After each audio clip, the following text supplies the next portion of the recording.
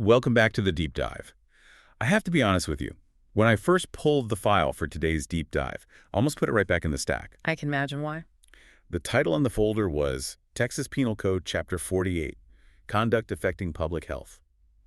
And, immediately my brain went to, okay, great, 60 minutes of restaurant health codes, hairnet regulations, and maybe some really dry statutes about vaccine mandates.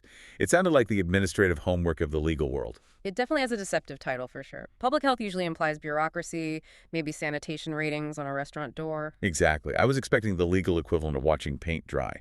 But then I actually cracked open the book. I started reading the section titles.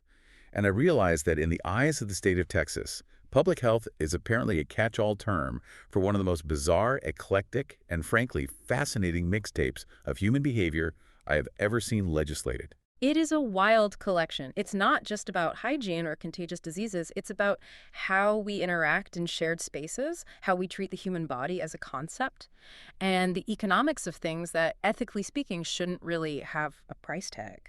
It is all over the map. Yeah. We are talking about a chapter that pivots from where are you legally allowed to vape to is it a felony to sell a human eye on the black market? And then it just keeps going. It does. It then immediately swings over to, can you dig a hole in a public park and sleep in it? The range is just incredible. It covers the full spectrum of society, really, from the minor nuisances of daily life, like smoke in an elevator, to the deepest ethical questions of modern science, like stem cell research and organ trafficking. And then it lands right on the sidewalk with the issue of homelessness. And that is our mission today. We are going to decode Texas Penal Code Chapter 48. We aren't just going to read the list. We are going to try to figure out the logic that binds these random things together. We're going to dummy down the legalese so you know exactly what is prohibited, where the trap doors are, and most importantly, where the loopholes are hiding. Because there are always exceptions. The law is rarely absolute, and Chapter 48 is absolutely full of very specific, sometimes very strange, exceptions. Oh, the exceptions are the best part. We have actors, bus drivers, and university researchers all getting special treatment. But before we dive into this legal rabbit hole, we have to handle a tiny bit of housekeeping. Look, we love doing these deep dives. We love spending hours reading about the legality of selling kidneys so you don't have to. We really do. But we need your help to keep the lights on and the research flowing.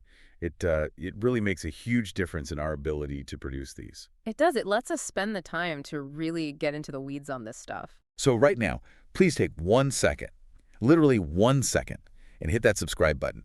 It helps us find more of these strange files and bring them to you. And if you want to see the sources we're quoting today, or if you want to suggest a topic, maybe you found a law even weirder than this one, head over to our website. It's all there. We'd love to see it. Okay, housekeeping done.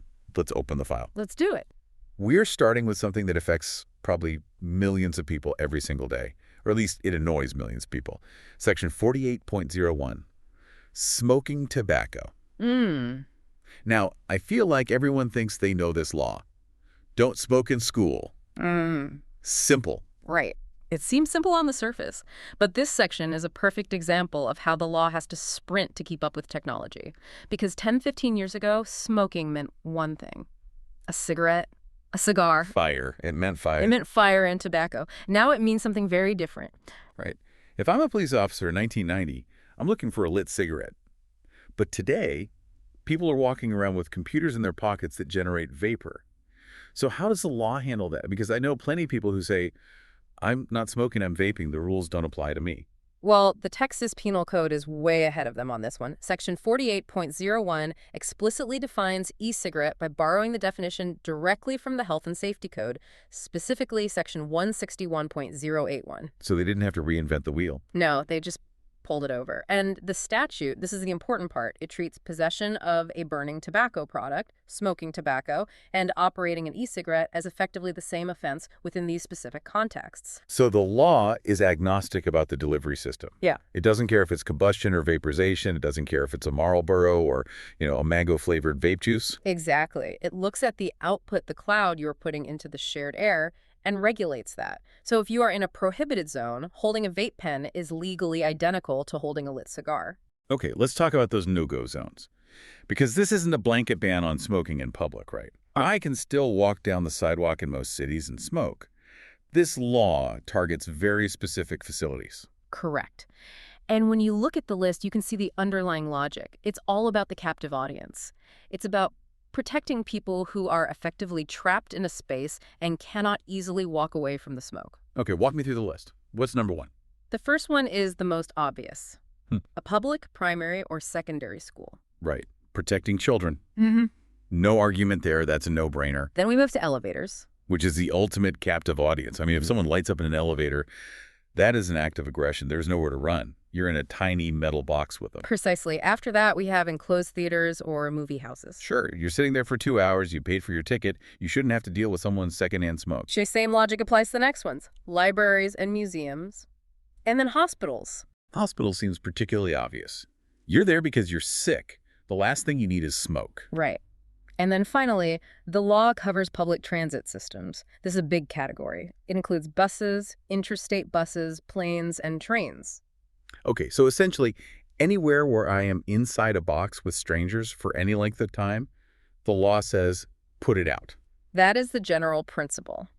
However, this is where the deep dive gets interesting, because the law provides what lawyers call an affirmative defense. It's not just an exception, it's a specific defense you can raise in court. I love a good loophole. This is subsection B and C, the dummy-down defenses. Right. So an affirmative defense means that even if you admit you did the act, even if you say, yes, Your Honor, I smoked the cigarette in the library, you cannot be convicted if you can prove this specific circumstance existed. And what's the first circumstance? The first defense is all about the sign. The signage rule. The law says it is a defense to prosecution if the facility does not have a prominently displayed, reasonably sized notice. Okay, but what counts as a notice? Let's get specific. If a bus driver scrolls "no smoking" on a piece of cardboard with a Sharpie and tapes it to the fare box, does that count? Is that reasonably sized? Is it prominent? Probably not, and that's because the statute is incredibly pedantic about the wording. It's not just about saying no smoking. The notice must state that smoking is prohibited by state law. Okay, so it has to invoke the authority of the state. Yes, and this is the critical part, that the offense is punishable by a fine not to exceed $500. Wait, seriously? So if the sign just has the international no smoking symbol, the red circle with the cigarette crossed out, but it doesn't mention the $500 fine? Then you have a strong legal defense, a very strong one.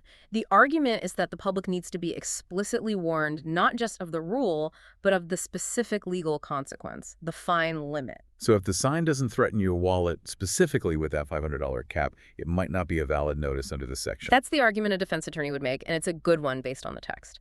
The law requires a very specific warning. That is wild. So the sign has to effectively read you your rights and the penalty, or it doesn't count. But that's not even the weirdest defense in here. We have to talk about the ashtray paradox. Yes. Subsection C. This is a classic example of what looks like bureaucratic cognitive dissonance.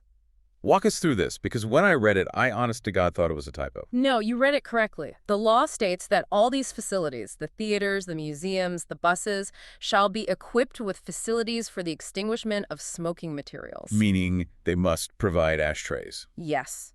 Or some other designated receptacle for putting out a lit cigarette or cigar. In a non-smoking facility. Correct. And here's the kicker. If the facility is not equipped with a way to put out your cigarette, that failure constitutes a defense to prosecution for the smoker. So let me paint the scene.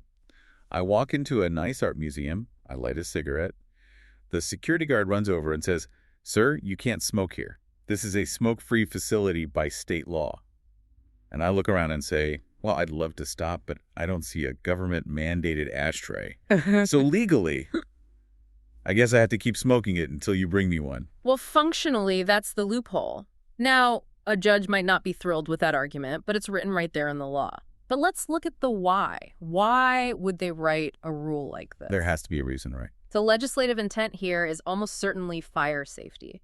They don't want people panicking because they're about to get caught and throwing a lit cigarette into a trash can full of paper towels in the museum bathroom. Okay. That makes sense. They prioritize the physical safety of the building and its occupants over the strict enforcement of the smoking ban in that moment. They're basically saying, give them a safe way to comply. So they're saying, we hate smoking, but we hate burning down the library more. Exactly. But it does create this funny situation where a strictly no smoking zone is legally required to have smoking equipment on hand. That is classic government work. Yeah. Okay, so those are the defenses. Yeah. What about the exceptions? When is it actually legal to smoke in these places, even with the signs and the ashtrays? Well, obviously, if you are in a designated smoking area, you're fine. Some airports or large facilities might still have those. But there is a very specific artistic exception in subsection D. The theatrical performance rule. Right. It is not an offense if the person is smoking tobacco or operating an e-cigarette as a participant in an authorized theatrical performance. So if I'm playing a gritty detective in a play at the community theater and the script calls for me to smoke, the police can't rush the stage and ticket me. Exactly. Ah. In that specific context, artistic expression or historical accuracy supersedes the public health concern. The show must go on. So if you're putting on a production of Mad Men, the musical, You're probably in the clear, as long as it's an authorized performance. but there's another exception that I find fascinating, and it relates to the transit systems we mentioned earlier, the buses and trains. Oh, this is the one about the bus driver. This one is very, very specific. It is. Tell me about subsection E. The law says that if a bus, train, or plane has a designated smoking area for passengers, that area must also include the area occupied by the operator, the driver, or the pilot. That is so specific. It's Yeah. like the law is saying, look, if the passengers get to destroy their lungs on this 10-hour bus ride, the driver who has to deal with them definitely needs a cigarette too. It's likely a labor protection disguised as a layout requirement.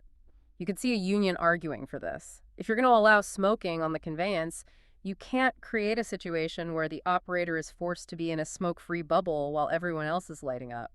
It also implies they have a right to partake if others do. I just have this image of a pilot on an interstate flight in the 1980s leaning back, lighting a cigar, because the passengers in row 34 are allowed to vape. It's a strange image. It is, but that's the statute. It's a relic of a different time that's been updated to include vapes. So just to wrap up this section, if you do get caught, Yeah. the sign is there and the ashtray is there, and you aren't an actor in a play, what's the damage? It's a Class C misdemeanor. Which basically means a ticket. It's the lowest level of criminal offense in Texas. Right. A fine up to $500, no jail time. It's considered a nuisance crime on par with, a traffic ticket. Okay, so that's smoking. But Chapter 48 doesn't stop at just using tobacco. It also goes after the supply chain. This is Section 48.015, prohibitions relating to certain cigarettes. This sounds a bit more serious just from the title. It is. This is the bootleg clause, essentially. We are moving from the act of smoking, which is a public health nuisance, to the act of tax evasion, which is a crime against the state's wallet. Because the government always wants its cut. Always. This section prohibits a person from acquiring, holding, owning, possessing, or transporting for sale or distribution cigarettes that fall into two main categories. Okay, what's the first one? First, cigarettes that don't comply with federal law requirements. This usually means they don't have the proper health warnings or they contain ingredients that are banned. Think of cigarettes imported illegally from another country that doesn't have the same standards. So counterfeit or non-compliant smokes. And the second category? This is the big one. Cigarettes that do not have the proper Texas tax stamps affixed to the package. The tax stamp.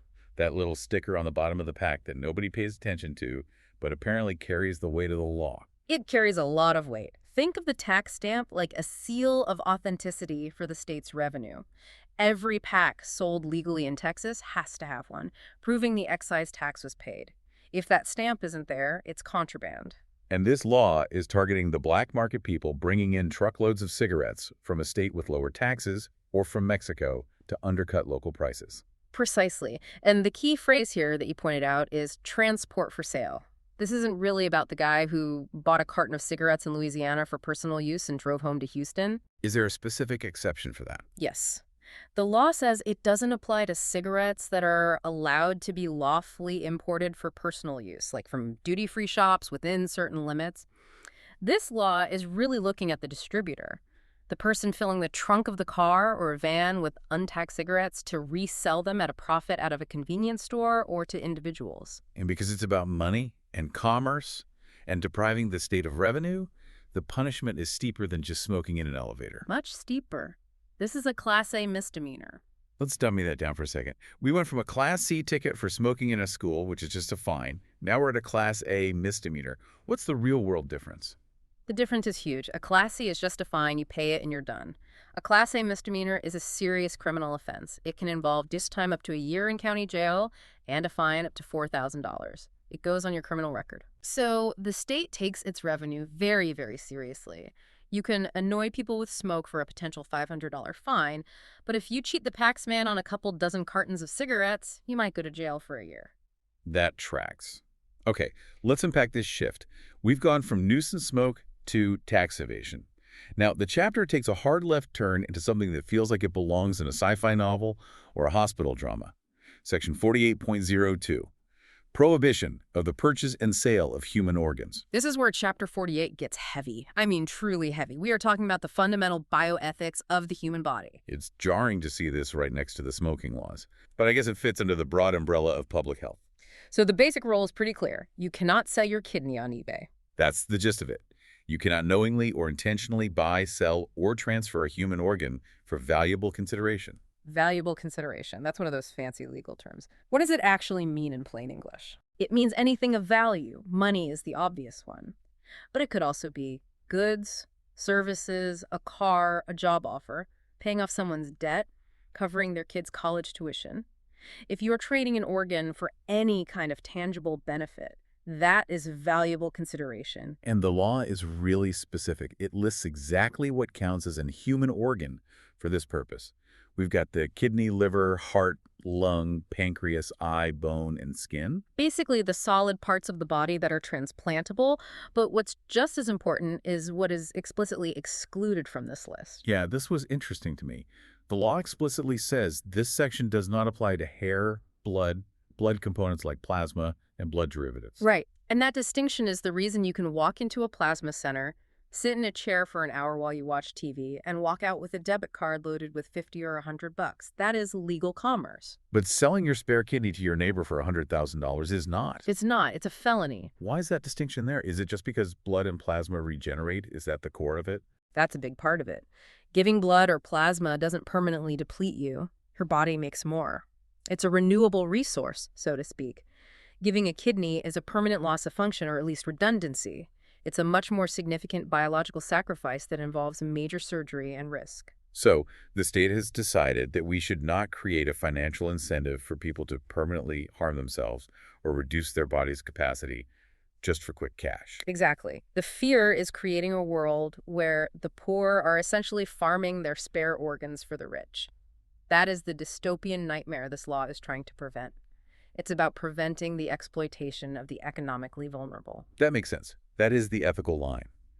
But, and here is where we have to dummy down the nuance, because the modern medical system obviously involves massive amounts of money. Transplants cost hundreds of thousands, sometimes millions of dollars.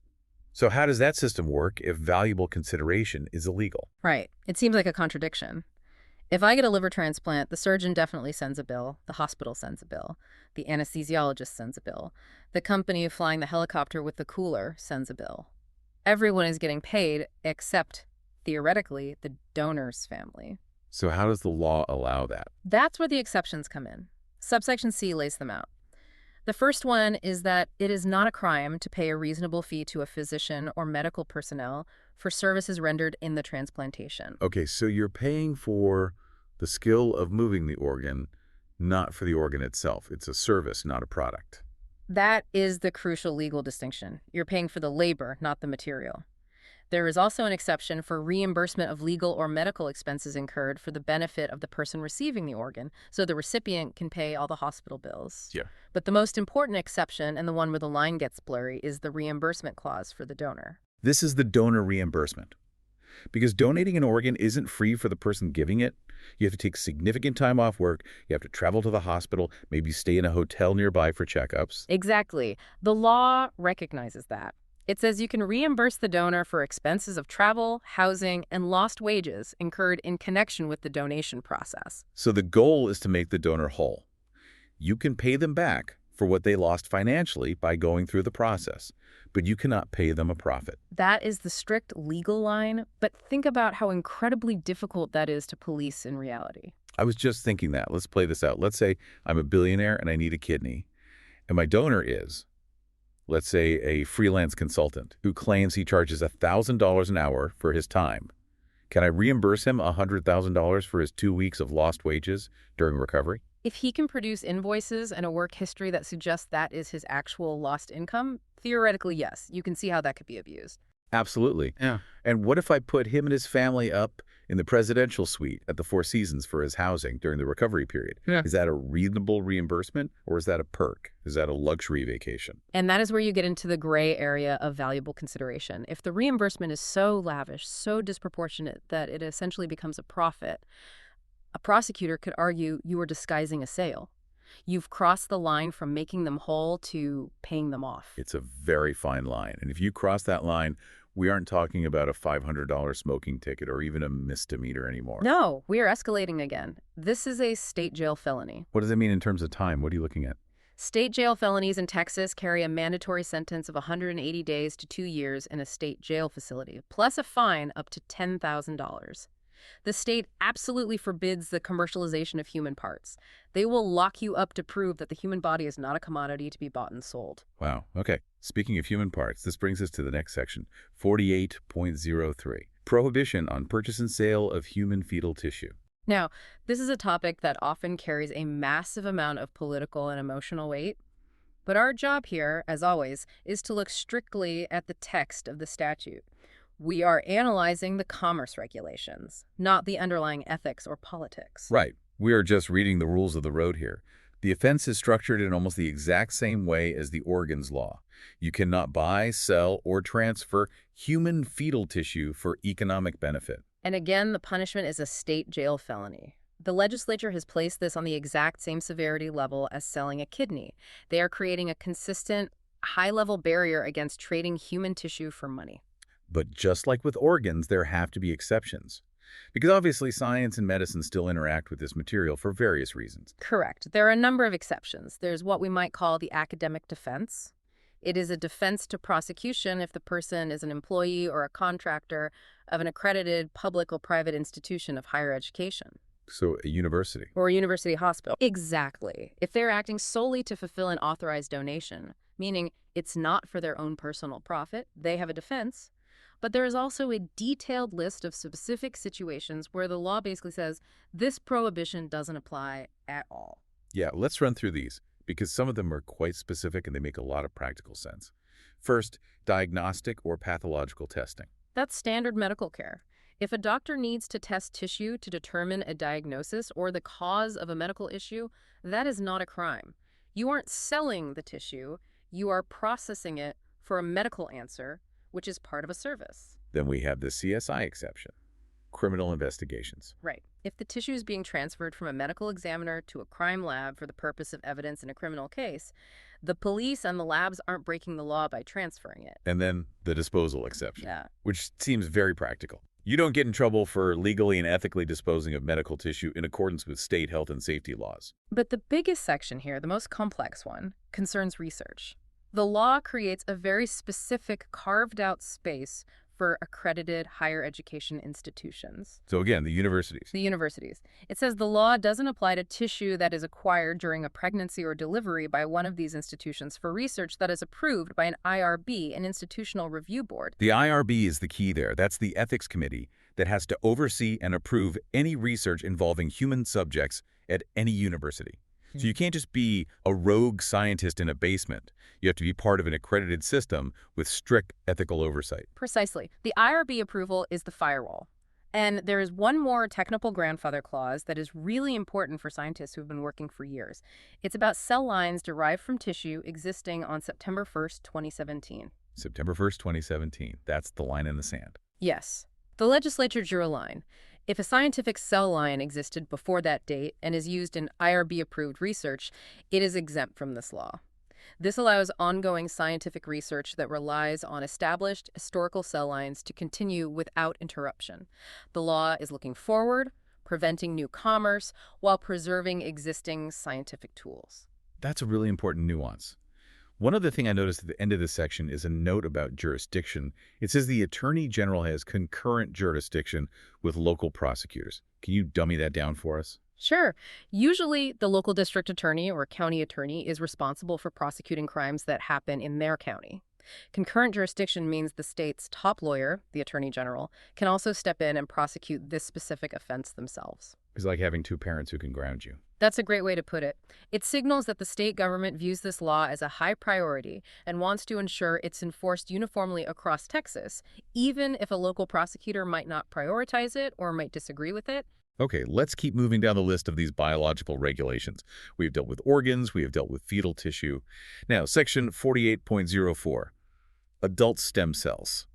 This section is interesting because it is very, very specifically targeting what we call investigational treatments. It's not a blanket ban on stem cell therapy. Okay, so let's define our terms first, because the law does. What is an adult stem cell in this context? The law defines it as an undifferentiated cell found in differentiated tissue that can renew itself. Basically, these are the body's own repair cells that are already in you, in your fat, your bone marrow, that have the potential to become other types of cells to repair damage. And what makes a treatment investigational? This is the key. The statute defines an investigational stem cell treatment as a treatment that is in a clinical trial that's being administered to humans, but, and this is the big one, has not yet been approved by the U.S. Food and Drug Administration, the FDA, for general use. Oh, okay. So this law is trying to regulate that wild west of experimental medicine, the stuff that isn't fully proven yet. Exactly. We've all seen the ads or heard stories of clinics, sometimes in other countries, offering miracle cures, using stem cells for everything from knee pain to anti-aging to serious neurological diseases, often for huge sums of cash, even if the science isn't settled or approved by the FDA. So the offense here isn't just using stem cells, it's buying or selling adult stem cells for valuable consideration specifically for use in these unapproved investigational treatments. Correct. It's trying to stop the commodification of experimental hope. You cannot sell the cells themselves for profit if they are for these unapproved treatments. The law wants to make sure patients aren't being exploited by a market for unproven therapies. But again, I'm sensing a pattern here. Just like with organs, the doctors still need to get paid to the procedure.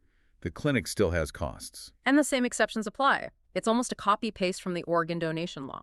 You can pay the physician for their service, you can pay the hospital or clinic fees, you can reimburse the patient's legal and medical expenses. And you can reimburse the donor, the person giving the stem cells, for travel, housing, and lost wages. Yes.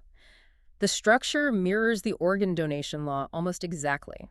The goal is consistent. Allow the medical process and the donation to happen, but to strip the profit motive out of the biological material itself. They don't want a market where people are selling their bone marrow to shady clinics for quick cash. And what's the punishment here? Is it another state jail felony? No, and this is an interesting distinction. It's a Class A misdemeanor. Interesting. So selling a kidney is a state jail felony. Selling stem cells for unapproved treatments is a Class A misdemeanor. And smoking in a school is a Class C ticket. It creates a clear hierarchy of public harms in the eyes of the legislature. The law views the permanent loss of a major organ as a greater potential harm to society than the sale of renewable stem cells, but both are treated as serious economic crimes that are far more severe than a simple public nuisance. Okay, we are going to make a massive pivot now. We are leaving the hospital and the laboratory, and we are going outside, to the sidewalk, to the park. Section 48.05, prohibited camping. This is a relatively new addition to the Penal Code compared to some of the others, and it addresses a very visible and frankly very controversial public issue: homelessness and the use of public space. Public camping. So right away, we need to be clear.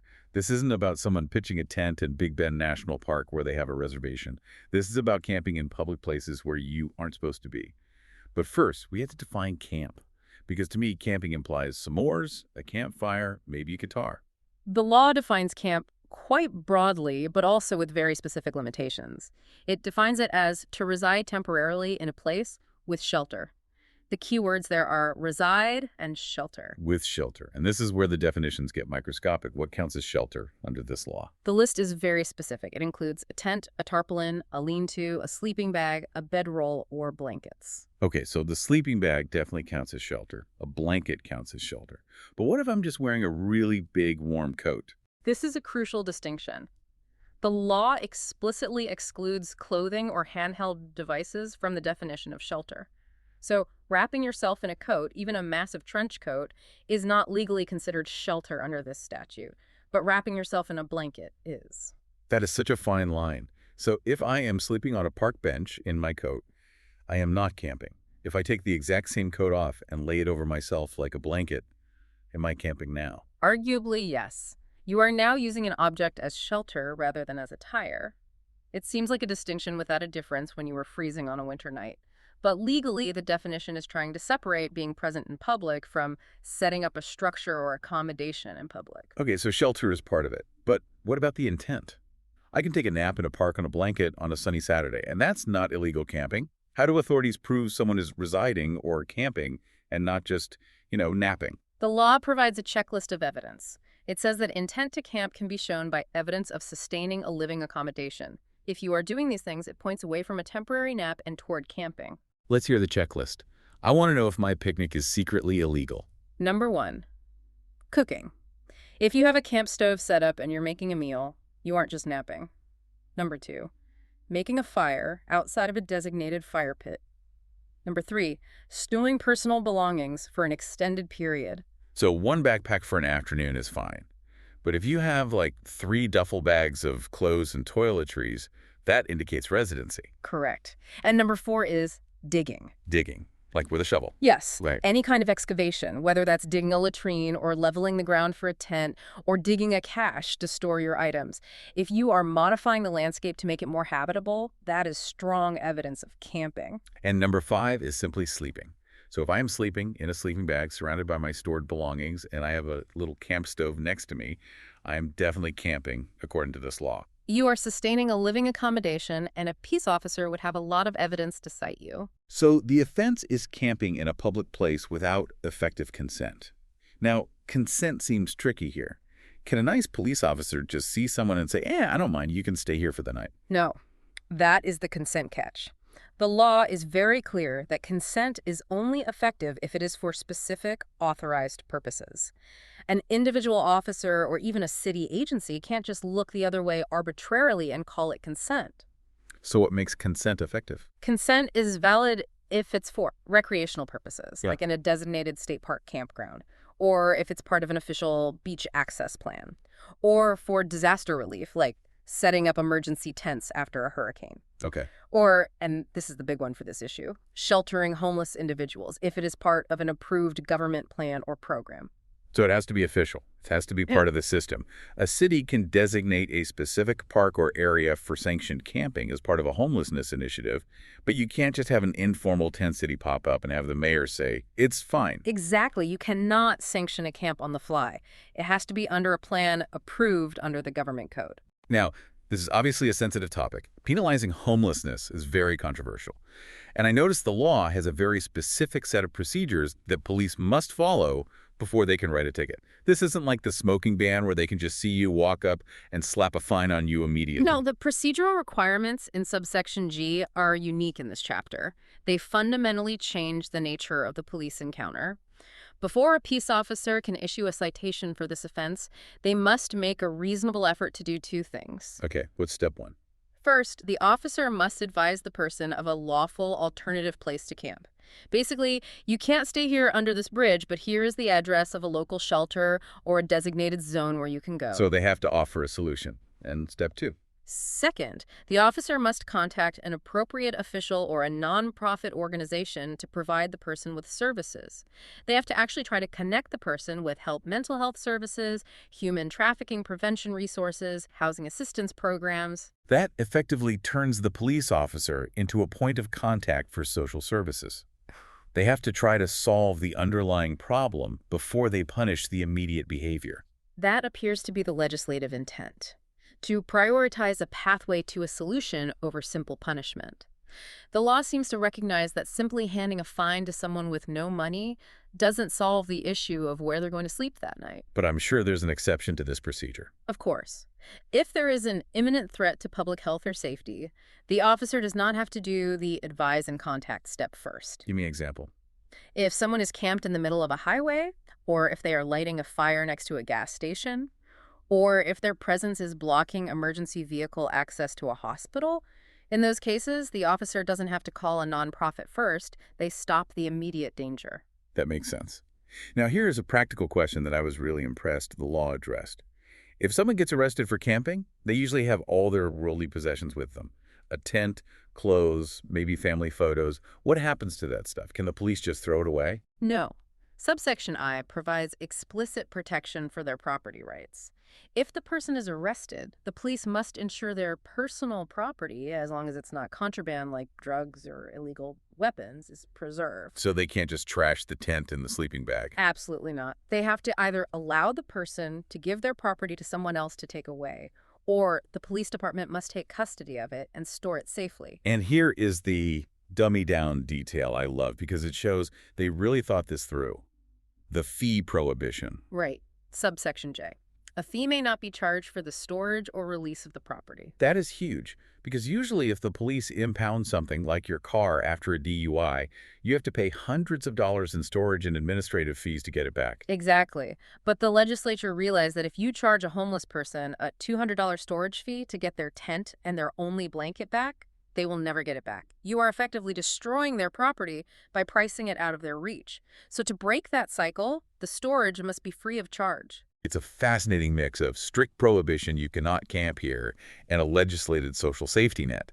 But if we have to cite you, we must try to help you first, and we absolutely can't charge you to get your stuff back. It reflects the deep complexity of the issue itself. And the punishment for the camping offense itself, if it gets that far. It is a Class C misdemeanor, same as smoking in an elevator, a fine up to $500. So let's zoom out. If we look at Chapter 48 as a whole, we have this incredible spectrum of conduct and consequence. We have Class C misdemeanors for nuisance behaviors that disrupt public order, like smoking and camping. We have Class A misdemeanors for economic crimes against the state or against consumers, like bootleg cigarettes and unproven stem cell sales. Right. And we have state jail felonies for what the law considers the deepest ethical violations, the commodification of the human body through the sale of organs and fetal tissue. It really is a map of what the state values and what it fears. It fears unregulated biology markets for human parts. It fears lost tax revenue from bootleg cigarettes. And it fears the disorder of public spaces, whether from camping or from smoke. And it tries to balance all of that with these very specific, sometimes weird exceptions. You can't smoke unless you're an actor in play. You can't sell a kidney unless you're just reimbursing very specific costs. You can't camp unless it's part of an official government disaster plan. It shows that absolute prohibitions rarely work in a complex society. You always need a release valve. You need to allow for medical research. You need to allow for the pilot on a long flight to have a break if the passengers can. You need to protect the property of the homeless even while moving them from a dangerous spot. It connects back to that public health title we started with, the one I thought was so boring. Public health isn't just about germs or vaccines. It's about the health of the social fabric, how we interact in elevators, how we ethically treat the human body, and how we share our public parks. That's a great way to put it. It's about the collective rules and engagement for living together in a society. Here's where it gets really interesting to me, though, as we wrap this up. The definitions. We spent a lot of time on definitions today. Shelter is a blanket, but not a coat. Valuable consideration is profit, but not reimbursement. Yes, the lines the law tries to draw. It leaves me with this final provocative thought for our listeners. The law goes to these great, painstaking lengths to draw these lines in the sand. But in the real world, out on the street or in a hospital negotiation, the line is razor thin. At what point does a heavy, oversized coat that you're sleeping under become a blanket? To the judgment call. At what point does a very generous reimbursement for travel expenses and lost wages become a disguised payment for a kidney?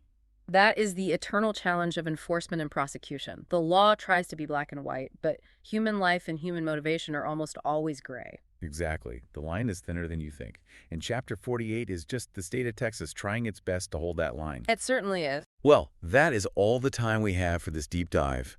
I hope you will never look at a no-smoking sign or a sleeping bag in quite the same way again. I certainly won't. Remember, if you enjoyed this breakdown, please subscribe to the channel. It really helps us keep digging into these files. And check out the website for more sources and ways to connect. Thanks for listening. Stay curious, and we'll see you in the next deep dive.